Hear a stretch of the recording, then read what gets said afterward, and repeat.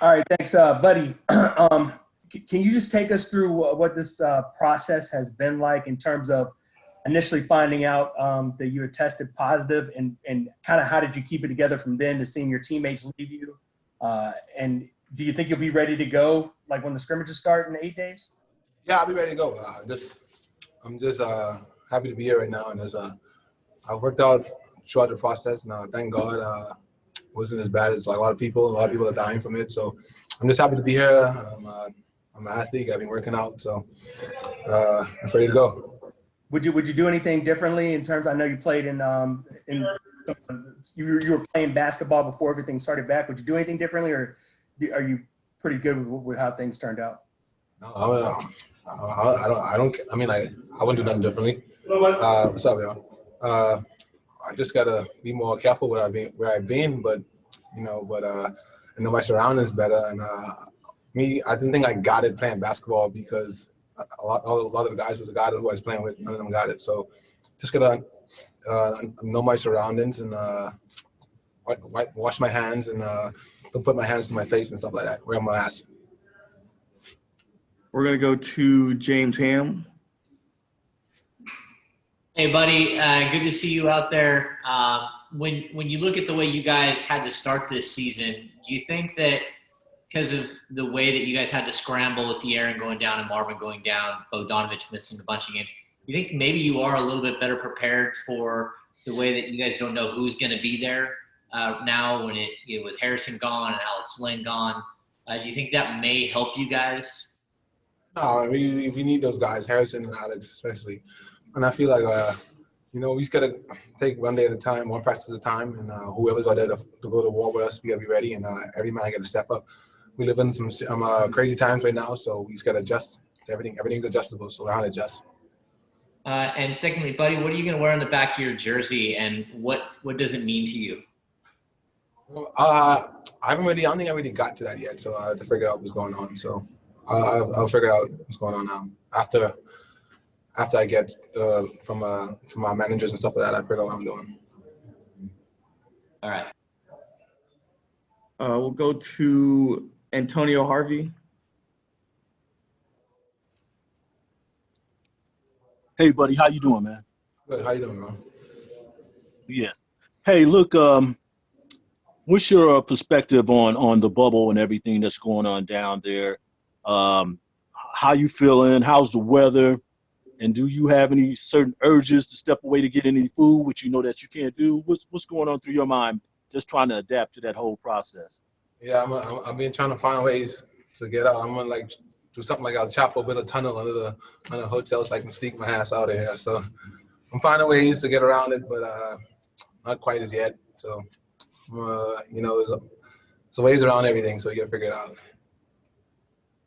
Are you reading books or looking at movies like the rest of them in your own time, or you just totally concentrating on basketball?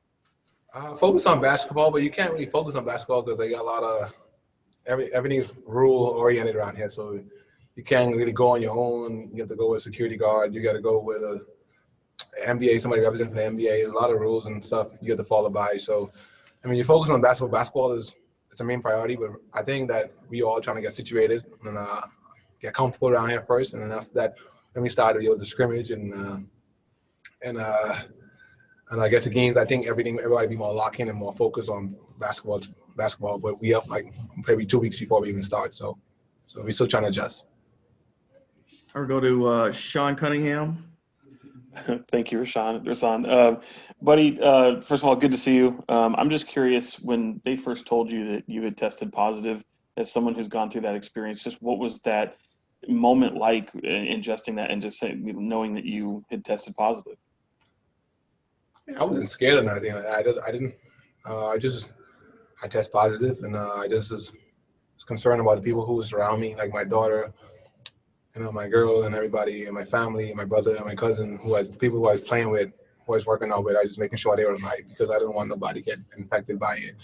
I don't want to be my carelessness, causing somebody to lose their life or something like that. So I was worrying with people who I was around, so stuff like that. Yeah, understandable. And you know, Marshall asked you about the experience that you had with it. I mean, fortunately, from what we saw, at least on social media, you looked fine. You know, it didn't look like you had many symptoms. Is that accurate? Could you tell that you were infected? Did you know that you had any symptoms at all? I mean, I had like a little head cold and had chills one night, but other than that, I was fine.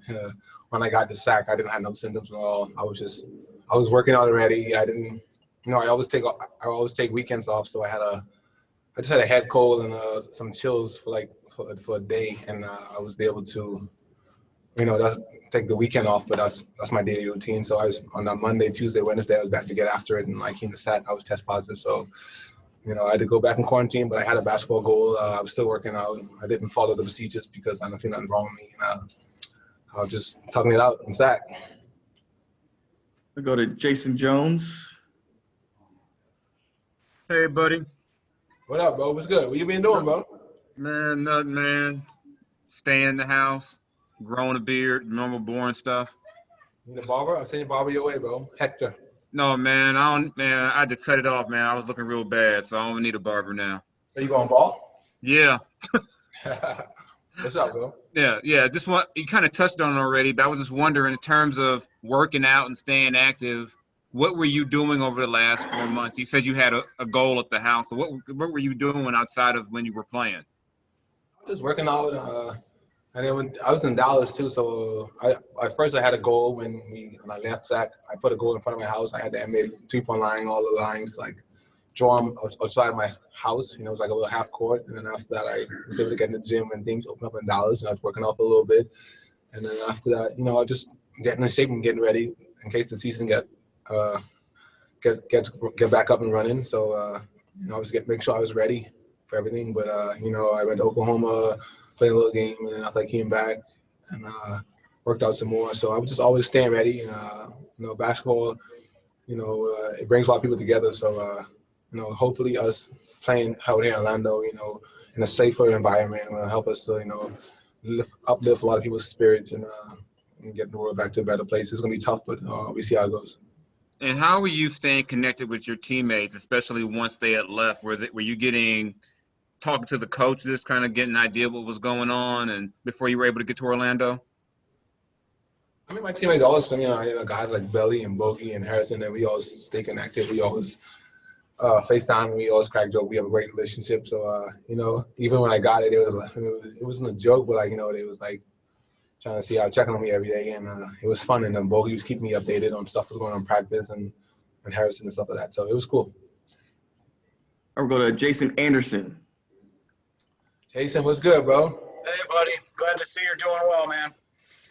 Are you sure? Are you sure? Yeah, I'm sure, man. You know, sure? I love you. Are you sure you love me? Yeah, buddy. Glad you're okay. Hope the family's well. Good. I appreciate you checking on me. You did a good job checking up on me. I like that.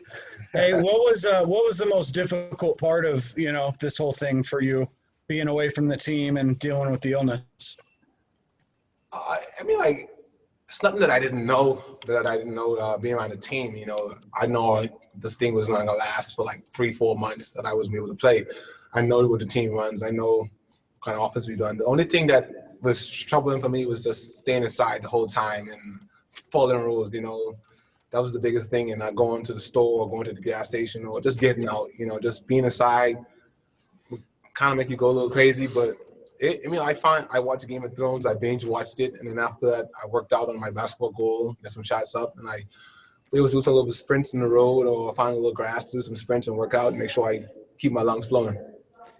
You guys have been one of the harder hit teams by this, with 4 players and now Rashawn being out with the protocols. Do you have enough, you know, right now to get ready and to resume this playoff run?